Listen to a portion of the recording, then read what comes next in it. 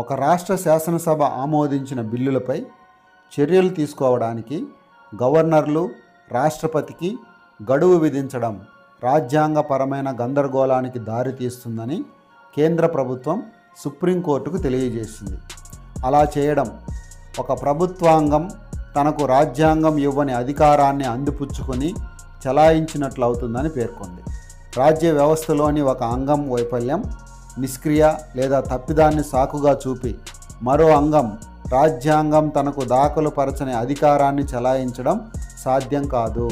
ప్రజా ప్రయోజనం పేరుతోనో, వ్యవస్థాగత అసంతృప్తి పేరుతోనో, రాజ్యాంగ విలువల పేరుతోనో మన రాజ్య వ్యవస్థలోని ఒక అంగం మరో అంగానికి సంబంధించిన అధికారాలను కబళిస్తే అది రాజ్యాంగపరమైన గందరగోళానికి దారితీస్తుంది.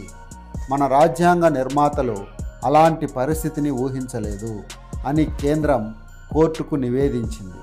శాసనసభ నివేదించిన బిల్లుల్ని గవర్నర్ తొక్కిపెడుతున్నారంటూ తమిళనాడు ప్రభుత్వం దాఖలు చేసిన వాద్యానికి స్పందనగా దేశ అత్యున్నత న్యాయస్థానం గవర్నర్లకు, రాష్ట్రపతికి గడువు విధించడం రాజ్యాంగం ఏర్పాటు చేసిన సమతుల్యతకు, చట్ట పాలనకు విఘాతం కల్పిస్తుందని సొలిసిటర్ జనరల్ తుషార్ మెహతా కేంద్రం తరపున కోర్టుకు విన్నవించారు.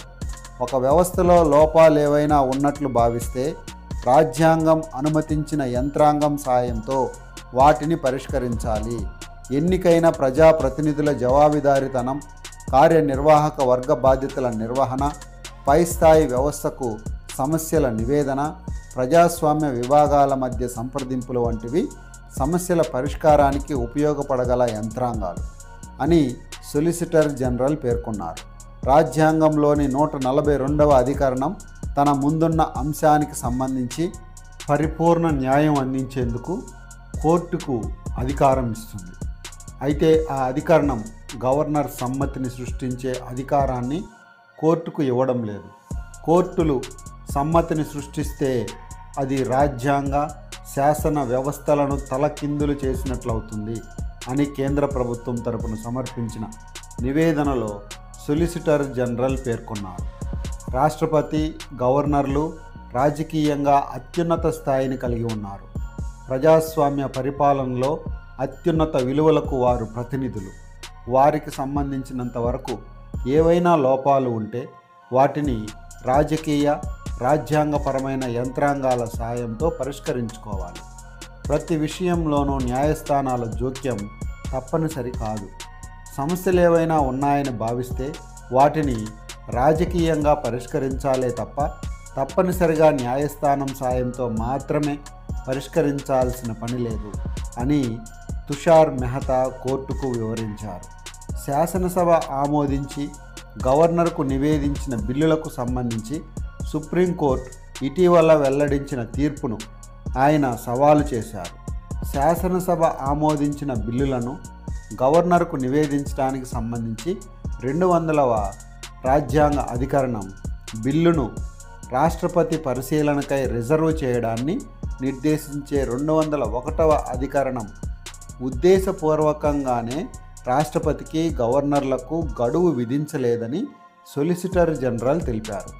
ఏవైనా నిర్ణయం తీసుకోవడానికి నిర్దిష్ట గడువు ఉండాలని రాజ్యాంగం భావించినప్పుడు రాజ్యాంగం స్పష్టంగా ఆ గడువు ఎంతన్నది పేర్కొంటుంది.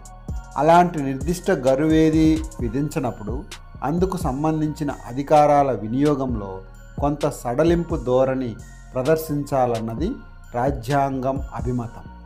లేని గడువును విధించడం రాజ్యాంగాన్ని సవరించడమే అవుతుంది అని కేంద్రం స్పష్టం చేసింది. శాసన నిర్మాణ, కార్యనిర్వాహక, న్యాయ వ్యవస్థల ప్రభుత్వం సమతులంగా ముందుకు సాగడానికి ఉద్దేశించినవే అయినా అవి ఒకదాని అధికారాల్లోకి మరొకటి చొరబడలేవు. రాష్ట్రపతికి, గవర్నర్లకు ఉన్న అధికారాలు అలా చొరబాటుకు వీల్లేనివి అని ప్రభుత్వం తెలిపింది.